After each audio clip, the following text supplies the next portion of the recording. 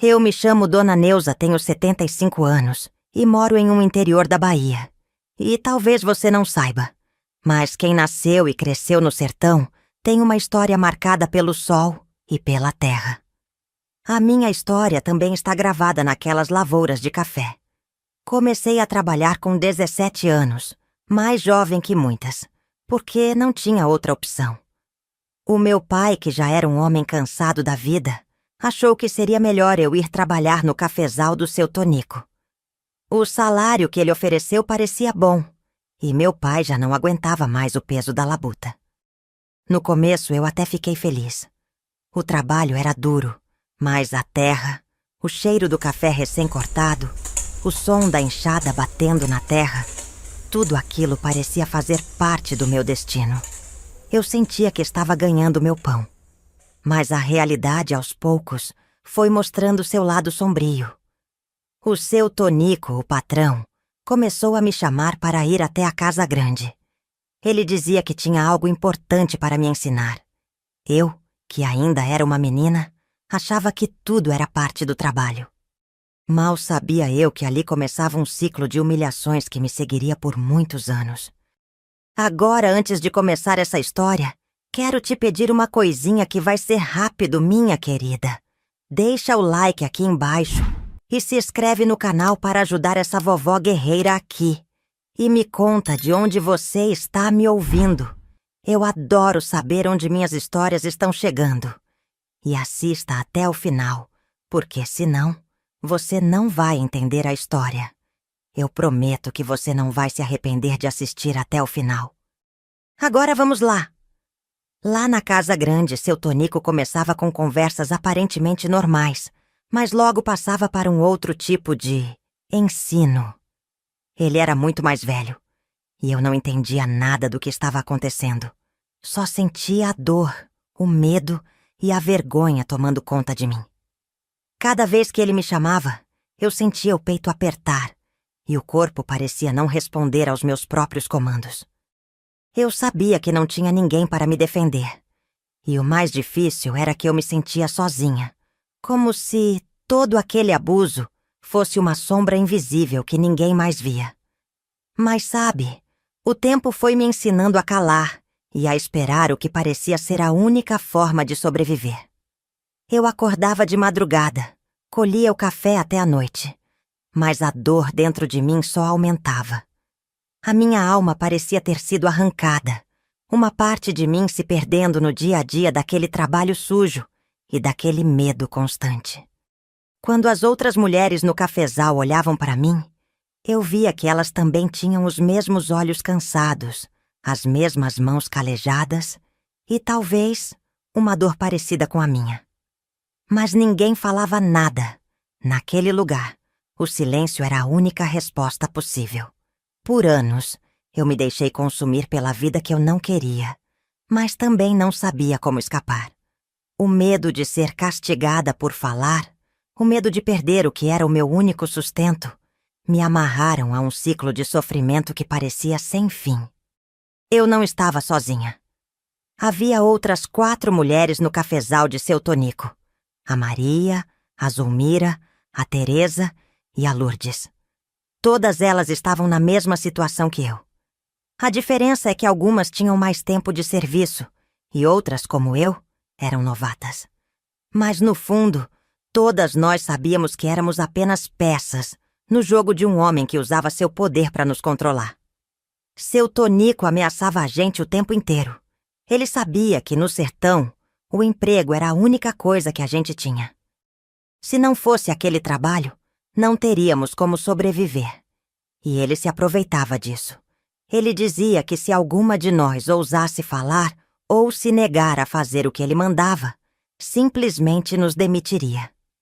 E o que significaria ser mandada embora no meio do nada? Sem comida, sem abrigo, sem proteção. Eu lembro bem da Maria, uma mulher de olhar sempre triste, que uma vez tentou falar com o seu Tonico. Ela disse que estava cansada de ser tratada daquela forma, que o trabalho já era demais e que não ia suportar mais os abusos. Eu vi a expressão dele mudar na hora.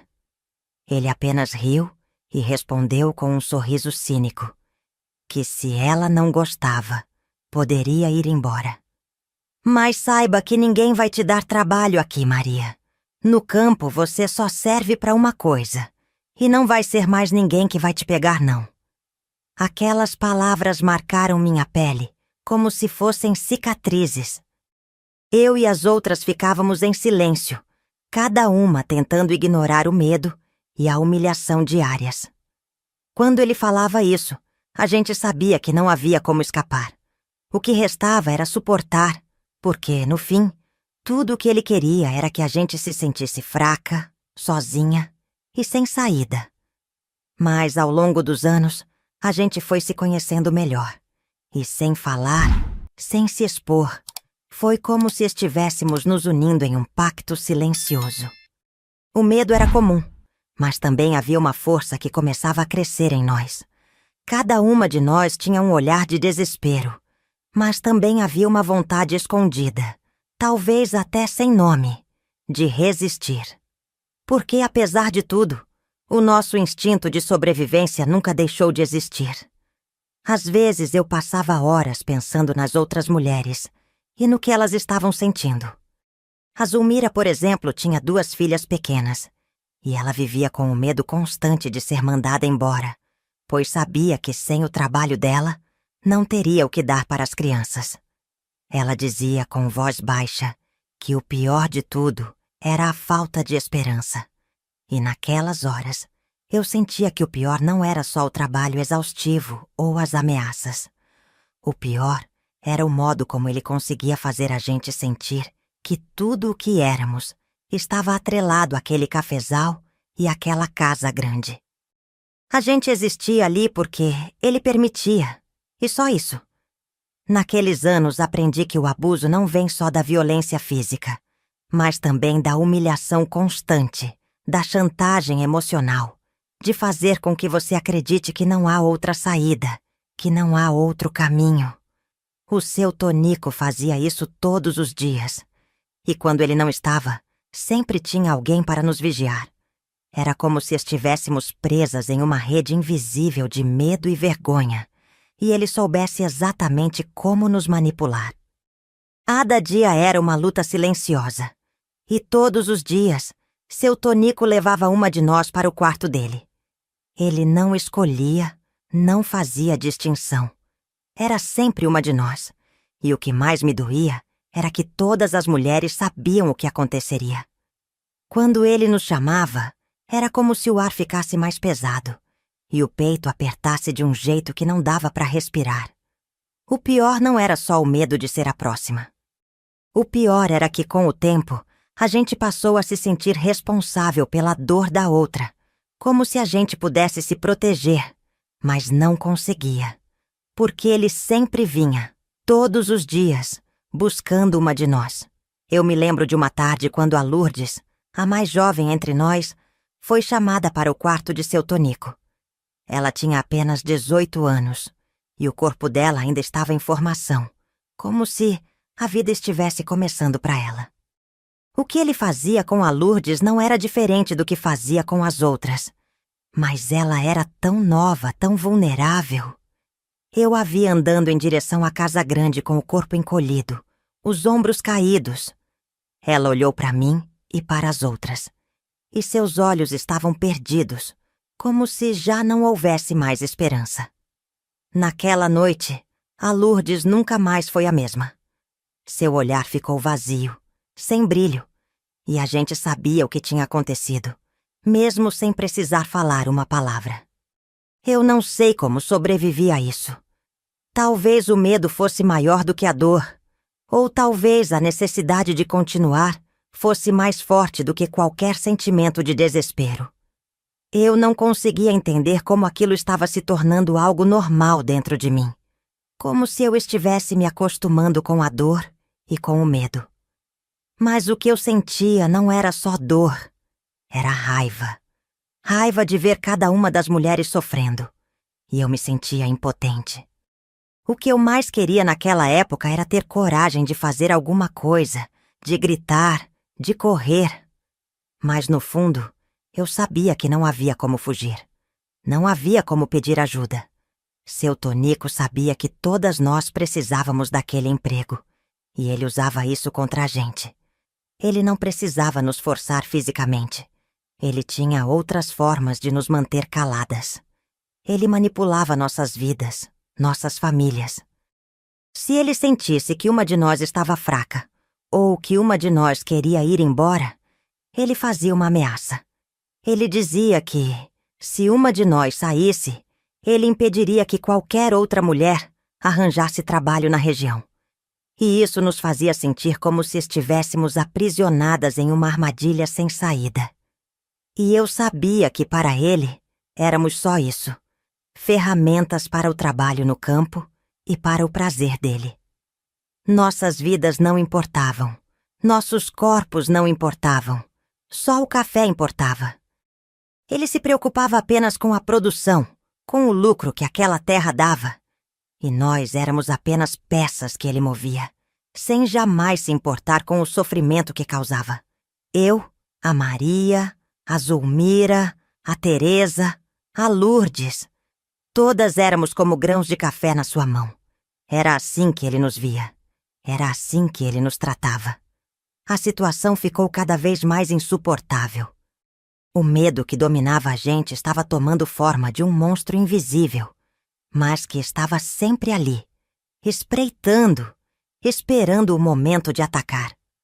A gente sabia que a qualquer momento uma de nós poderia ser chamada, mas ainda assim não sabíamos o que fazer, como reagir. Às vezes passávamos o dia inteiro sem falar uma palavra, com medo de que ele estivesse ouvindo. Era como se a casa grande fosse uma prisão e o seu Tonico fosse o carcereiro que vigiava cada movimento nosso. Mas a Teresa... a Teresa era diferente. Ela já tinha visto demais, já tinha suportado mais do que qualquer pessoa deveria suportar. Ela estava lá há muitos anos e o desgaste na alma dela era visível. Teresa era forte, sempre teve uma presença que impunha respeito. Ela não era de falar muito, mas seu olhar dizia tudo. E um dia, naquela manhã quente de verão, ela simplesmente não aguentou mais. Eu estava no campo com a Zulmira e a Lourdes, quando, de repente, ouvimos o grito dela vindo da casa grande. Aquele grito cortou o ar, como um estalo que parecia vir de dentro da terra. Corremos até a porta da casa, e foi quando vimos Teresa, com os olhos arregalados, segurando um jarro grande que estava no quarto de seu Tonico. Ela tinha dado um golpe nele. O jarro atingiu a cabeça dele com força, fazendo um som seco, e ele caiu no chão. Naquele instante, todos nós sentimos uma mistura de medo e uma estranha sensação de alívio. Teresa tinha reagido finalmente. Mas a reação dele foi ainda mais brutal. Ele se levantou rápido, os olhos cheios de raiva, e sem pensar duas vezes, deu um tapa tão forte no rosto de Teresa que o som ecoou pela casa. O tapa foi tão violento que o som parecia ter vindo do fundo da nossa alma. Ela caiu de lado com a mão na cara e não fez um único barulho. Aquele tapa foi o suficiente para nos fazer entender que não havia mais limites. Ele nos tratava como nada. Não éramos mulheres. Éramos apenas objetos que ele podia usar e destruir quando quisesse. Naquele momento, olhei para as outras mulheres. A Zulmira, com os olhos arregalados, e a Lourdes, que já estava chorando baixinho. Nós não sabíamos o que fazer. Ficar caladas era a nossa única opção, mas algo dentro de nós tinha mudado. Quando vi Teresa se levantando com o rosto marcado e o sangue escorrendo pela testa, algo dentro de mim estremeceu. A raiva que ela tinha acumulado por anos transbordou naquele momento, mas também a deixou ainda mais vulnerável. Eu sabia que depois disso, ele nunca mais olharia para a gente da mesma forma. Nos dias que se seguiram, a tensão aumentou. A marca do tapa ainda estava visível no rosto de Teresa. Um hematoma roxo no olho que todos podiam ver. Quando ela passava pelas outras mulheres, ninguém ousava falar. Ela parecia mais distante, mais cautelosa. Mas o pior de tudo era que, A partir daquele momento, todas nós ficamos mais assustadas. Se o seu Tonico era capaz de fazer isso com a Teresa, o que ele não faria com qualquer uma de nós? O medo que sentíamos antes se transformou em pavor. O que ele faria agora que as coisas tinham ultrapassado aquele limite? Nós sabíamos que ele não tinha mais nada a perder. E nós também não tínhamos. Eu e as outras mulheres passávamos os dias cada vez mais tensas, mas ninguém mais ousava desafiar. Naquela época, parecia que não havia mais espaço para qualquer tipo de rebeldia. Mas, no fundo, todas nós sabíamos que algo dentro de nós começava a se quebrar. Algo dentro de cada uma de nós dizia que, em algum momento, precisávamos fazer alguma coisa. Mas não sabíamos o quê, nem como. E foi aí que o pesadelo, que até então parecia um ciclo interminável, começou a mudar de forma. Mas, naquela hora, ninguém imaginava o que estava por vir. O pior ainda estava por acontecer. As coisas pioraram depois do que aconteceu com a Teresa. Parecia que seu Tonico tinha perdido de vez qualquer traço de piedade. Se é que um dia ele teve alguma. Ele não se contentava mais em nos humilhar só com palavras ou com o que fazia dentro daquele quarto. Agora, ele deixava marcas em todas nós. Marcas que não saíam com o tempo. Em cada rosto, um hematoma. Um olho roxo aqui, um corte na boca ali. Cada uma de nós tinha uma cicatriz nova para carregar junto com o silêncio. Era como se ele quisesse lembrar, todos os dias, que não tínhamos poder nenhum. Eu sabia que em algum momento chegaria a minha vez. Não adiantava fugir ou me esconder. Quando ele punha os olhos em você, não tinha como escapar. E naquela noite, enquanto o sol se punha atrás dos cafezais, ele me chamou. A voz dele ecoou seca pelo campo. Neuza! Pra dentro agora! Meu coração bateu mais forte. Eu já sabia o que me esperava. Sabia que ele ia me usar, como sempre fazia. Mas desta vez eu tinha certeza de que viria mais. Ele queria me machucar, assim como tinha feito com as outras. A cada dia, a crueldade dele aumentava. Eu já tinha visto Teresa chorar baixinho no canto depois de apanhar. Via Maria tentando esconder o rosto inchado, com medo de a gente olhar demais e sentir ainda mais vergonha. E agora era a minha vez de carregar essa marca. Só que eu não entrei naquela casa grande de mãos vazias. Enquanto colhia café mais cedo, achei um canivete pequeno, esquecido no meio da lavoura. Eu o guardei no bolso do vestido, sem nem pensar. Alguma coisa em mim sabia que, quando minha hora chegasse, eu não podia entrar lá sem uma saída. Talvez fosse medo, talvez fosse raiva. Mas naquela noite, eu não ia aceitar aquilo calada. Quando entrei no quarto, o cheiro do fumo que ele mascava encheu minhas narinas. Ele estava sentado na beirada da cama, me olhando daquele jeito que fazia meu estômago revirar. Eu queria gritar, queria correr, mas mantive os pés firmes no chão. Fingi que estava mais calma do que realmente estava. Demorou, hein, Neuza? Tá achando que aqui é festa? A voz dele era grossa, carregada de veneno. Eu não respondi. Meu corpo todo tremia por dentro, mas por fora, me forcei a não mostrar nenhum sinal de fraqueza. Ele se levantou devagar e veio na minha direção, como um animal que sabe que a presa não tem para onde fugir. Aquele quarto parecia menor, as paredes fechando ao meu redor. Ele me pegou pelo braço com força e fez o que sempre fazia. Eu me sentia quebrada por dentro, cada parte de mim sufocada por uma dor que não dava para explicar. Mas dessa vez, eu sabia que não ia acabar ali.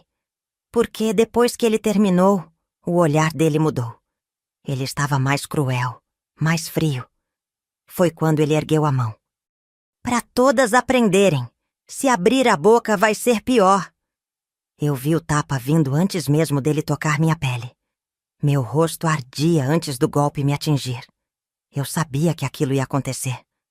Mas, dessa vez, Eu não estava desarmada. Com as mãos ainda trêmulas, eu enfiei a mão no bolso e puxei o canivete. Quando ele levantou a mão de novo para me bater, eu não pensei. Era como se meu corpo estivesse agindo sozinho. Eu avancei para a frente e tentei enfiar o canivete no peito dele. Mas ele era rápido. Mais rápido do que eu esperava. Antes que a lâmina o atingisse, ele segurou meu pulso com uma força que fez meus dedos arderem. Os olhos dele ficaram cheios de fúria, como se ele não acreditasse no que eu tinha acabado de fazer. Por um segundo, eu achei que fosse o meu fim. Então é assim, Neuza? Agora você quer brincar comigo? A voz dele saiu baixa, mas perigosa. Eu tentei me soltar, mas a mão dele apertava meu pulso como um ferro. O canivete ainda estava na minha mão, mas eu já não conseguia movê-lo. Meu coração disparava no peito, cada batida parecendo um tambor descompassado. E foi aí que eu percebi que tinha cruzado um limite do qual não podia mais voltar. Por um instante, o quarto ficou em silêncio. Só o som da minha respiração pesada enchia o espaço. Meu pulso doía na mão dele, e eu sentia o metal frio do canivete preso entre os meus dedos. Eu tinha tentado feri-lo, e ele sabia disso. O olhar dele não era mais só de raiva, era de algo pior. Vontade de me destruir. Você tá achando que manda aqui, Neuza? Eu vou te ensinar uma lição que você nunca vai esquecer. Antes que eu pudesse reagir, ele me empurrou com força contra a parede. Minhas costas bateram com um baque seco e o canivete caiu no chão. Eu quis gritar, mas a voz não saía. O medo que eu guardava há anos tomou conta de mim de um jeito que me deixou imóvel. Eu pensei que fosse o fim, que ele ia acabar comigo ali mesmo. Mas, de repente, algo mudou nele. Ele me olhou de cima a baixo e riu. Um riso seco, cruel. Você acha que me assusta, menina? Se tentar de novo, eu acabo com você e com todas aquelas desgraçadas lá fora. Ele se abaixou, pegou o canivete do chão e guardou no bolso da calça. Depois disso, virou as costas como se eu não fosse nada e saiu do quarto, me deixando ali, tremendo, com o rosto ainda ardendo do tapa. Quando consegui me mexer, minhas pernas estavam fracas, como se mal pudessem me sustentar. Saí da casa grande cambaleando, tentando respirar fundo. No escuro da noite, vi as outras mulheres perto do terreiro, me esperando em silêncio. Eu sabia que elas já imaginavam o que tinha acontecido, mas não sabiam o que eu tinha tentado fazer. Foi a Teresa que chegou mais perto. Os olhos dela foram direto para o meu rosto inchado, mas não perguntou nada. Ela só segurou minha mão, apertando com força. Naquele toque, eu senti que não estava sozinha. Nós estávamos todas no mesmo inferno. A partir daquele dia, algo mudou entre nós.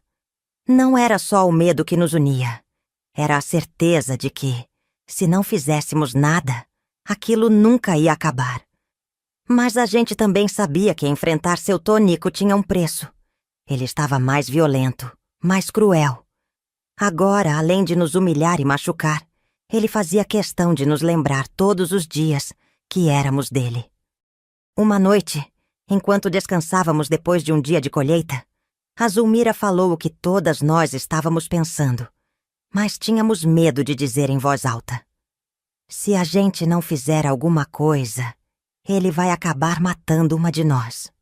Ficamos em silêncio, cada uma perdida nos próprios pensamentos. O medo de morrer ali era real, mas o medo de continuar vivendo daquele jeito parecia ainda pior. Foi então que começamos a planejar. No começo, eram só sussurros no meio do cafezal, entre um cesto cheio e outro. Pequenas ideias, possibilidades. Mas aos poucos, o que antes era desespero virou algo mais forte. Vontade de resistir. Eu sabia que meu momento com o canivete não tinha sido um erro. Era um sinal.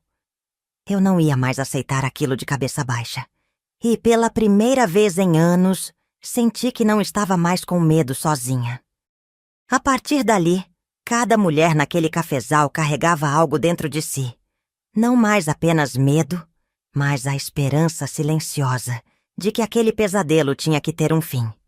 E nós estávamos dispostas a fazer o que fosse preciso para sobreviver. O tempo foi passando, e a violência do seu Tonico só aumentava. Cada dia ele parecia mais impaciente, mais cruel. A raiva dele já não tinha mais limite. Qualquer coisa era motivo para um tapa, um empurrão ou uma ameaça. Mas, em silêncio, nós continuávamos de olho em cada passo que ele dava. Foi nessa vigilância silenciosa que começamos a notar algo estranho. Nas últimas semanas, ele parecia diferente. Ainda era bruto, mas havia algo fora do normal em seu comportamento. Quando ele chamava alguma de nós para o quarto, demorava mais para sair. E quando saía, o rosto dele estava suado, pálido, como se estivesse lutando contra alguma coisa dentro do próprio corpo. Vocês repararam que ele anda estranho? Teresa cochichou para mim e Zulmira uma noite, enquanto separávamos os grãos no terreiro. Eu tinha reparado, sim. Ele parecia mais cansado, a respiração sempre pesada, e os olhos fundos, vermelhos, como se não dormisse direito. Mas ninguém se atrevia a comentar em voz alta. Era como se a gente tivesse medo de que, só de falar, ele pudesse ouvir e descontar na gente. Foi então que, em um dia abafado, o inesperado aconteceu.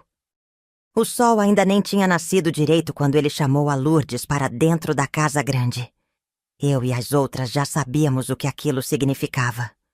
Lourdes abaixou a cabeça e foi, com o corpo enrijecido de medo. Ficamos ali, no meio do cafezal, esperando o tempo passar, tentando adivinhar quando ela voltaria e em que estado voltaria. Mas, dessa vez, ela voltou mais rápido do que esperávamos e voltou correndo. Aconteceu alguma coisa com ele? Ela disse com a voz tremendo. Eu achei que ele ia morrer ali mesmo. A gente largou as cestas e correu até a casa grande. Quando entramos no quarto dele, a cena que vimos ficou gravada na minha memória. Seu Tonico estava caído na cama, o rosto vermelho como brasa, suando frio e com a mão no peito. Ele arfava tentando puxar o ar, mas parecia que o corpo dele não respondia. Por um momento não sabíamos o que fazer. O que aconteceu? Perguntei, me aproximando com cautela. Ele tomou aqueles remédios dele, um monte de comprimido. Depois ficou assim, todo torto, dizendo que estava com dor no coração. Lourdes explicou, ainda ofegante. Eu já tinha visto ele tomando umas pílulas estranhas antes de chamar alguma de nós. Nunca entendi direito o que era, mas agora parecia claro que aquilo estava cobrando o preço. Teresa cruzou os braços e olhou para ele com um misto de desprezo e alívio. Por tantos anos ele tinha sido o monstro que nos atormentava. E agora, ali, naquela cama, ele parecia um homem fraco, vulnerável, quase patético. Ele tá pagando por tudo o que fez. Ela murmurou, quase como se estivesse falando para si mesma. Por alguns instantes ficamos ali, paradas, olhando para ele se debater. Ele ainda era nosso patrão, mas naquele momento não parecia mais tão poderoso. A Zulmira foi a primeira a se virar. Deixa ele, não é nada menos do que ele merece. E uma a uma nós saímos daquele quarto, deixando ele lá, sozinho. Pela primeira vez em muito tempo, senti um peso sair das minhas costas. Não era o fim ainda, mas era o começo de algo. Algo que poderia mudar tudo. Naquela noite, o silêncio na fazenda parecia diferente. Não era o silêncio pesado de medo que sempre pairava quando ele estava por perto. Era um vazio. Um vazio estranho, mas que trazia um tipo de alívio que a gente nem sabia que podia sentir. No fundo, todas nós já sabíamos o que tinha acontecido, mas ninguém se atrevia a dizer em voz alta. Na manhã seguinte, quando o sol mal tinha nascido, a notícia se espalhou. Seu Tonico não resistiu. Estava morto. Diziam que foi o coração. Os remédios que ele tomava para ter forças e nos obrigar a fazer o que ele queria acabaram consumindo a própria vida dele. Quando ouvimos as palavras "ele morreu", nenhuma de nós chorou. Nenhuma sentiu pena. Em vez disso, um peso invisível saiu de nossos ombros, como se, de repente, o ar ficasse mais leve para respirar.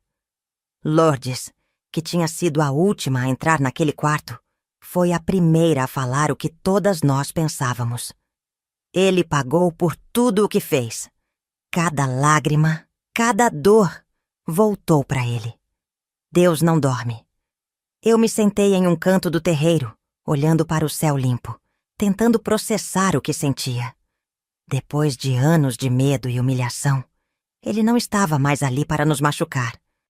E ainda assim, um novo medo começou a crescer dentro de mim. Porque, apesar do alívio, havia outra preocupação que a gente não podia ignorar. E agora? O que seria de nós sem aquele trabalho? O cafezal era a nossa única forma de sobreviver. Por mais cruel que ele fosse, era dali que saía o dinheiro para colocar comida em nossas mesas. Sem seu Tonico, não havia mais ninguém responsável pela fazenda. E se os parentes dele decidissem fechar tudo e nos mandassem embora? A gente tá livre. Mas por quanto tempo? Teresa perguntou em voz baixa, como se estivesse lendo meus pensamentos. Nos dias que seguiram, a fazenda ficou estranha. As portas da casa grande estavam sempre fechadas, e o som da voz dele não ecoava mais pelos campos. Nós continuávamos colhendo o café, mas cada uma carregava a incerteza no peito. Até que, uma semana depois da morte dele, os parentes de seu Tonico chegaram. Eram 2 homens e uma mulher. Gente da cidade, com roupas finas e caras, tão diferentes dele que parecia impossível serem da mesma família. Eles andavam pelo cafezal com um ar de nojo, como se nem quisessem tocar no chão empoeirado. Nós ficamos alinhadas perto do terreiro quando eles se aproximaram. A mulher, que parecia ser a mais velha, falou com uma voz firme, sem rodeios. "Vamos vender essa fazenda. Não temos interesse em continuar com isso aqui. Mas fiquem tranquilas, não vamos deixar ninguém sem pagamento. O que ele devia a cada uma de vocês será acertado." Um suspiro de alívio percorreu o grupo. Finalmente, depois de anos de trabalho duro e sofrimento, íamos receber o que merecíamos. E eles cumpriram a palavra. Em poucos dias, o pagamento chegou. Cada uma de nós recebeu o que era devido, até o último centavo. Para algumas, como a Zulmira, aquilo significava a chance de ir embora e começar a vida em outro lugar. Para outras, como eu, significava a liberdade de escolher um futuro sem medo, sem os fantasmas daquele homem assombrando cada passo. Na última noite antes da fazenda ser oficialmente entregue a novos donos, nós nos reunimos no terreiro, como sempre fazíamos. Mas dessa vez, não havia silêncio de dor. Lourdes levantou a cabeça, olhou para todas nós e disse algo que eu nunca mais esqueci. "A gente sobreviveu." Ele achava que podia nos quebrar, mas olha para nós aqui, inteiras, de pé e livres. Naquela noite, pela primeira vez em anos, nós rimos.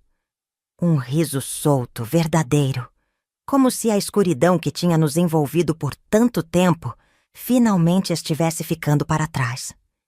E eu sabia, no fundo do coração, que nunca mais deixaríamos alguém nos fazer sentir tão pequenas outra vez. Os dias passaram, depois as semanas, mas uma coisa não mudava. Mesmo com ele morto e enterrado, as marcas que seu Tonico deixou em mim não sumiram. Por fora, eu parecia inteira. Mas, por dentro, ainda carregava os fantasmas de tudo o que vivi naquela fazenda. Às vezes, durante a noite, eu acordava assustada, com o coração disparado, achando que ainda estava presa naquele quarto escuro. Tinha noites que eu sentia o cheiro do café fresco e, de repente, tudo voltava como um soco no peito. As mãos dele, as ameaças, o medo de não sair viva dali. Não importava o quanto eu tentasse esquecer. Uma parte de mim parecia presa naquele lugar, como se ainda estivesse colhendo os grãos debaixo do sol quente, esperando o momento em que ele chamaria meu nome. Eu sabia que precisava seguir em frente. Mas uma coisa era saber. Outra, muito mais difícil, era conseguir. Quando a fazenda foi vendida, algumas das mulheres foram embora para tentar a sorte em outros lugares. Eu fiquei. Não tinha para onde ir, nem coragem para me arriscar em uma cidade grande, sozinha. Mas uma coisa eu decidi: nunca mais pisaria em um cafezal.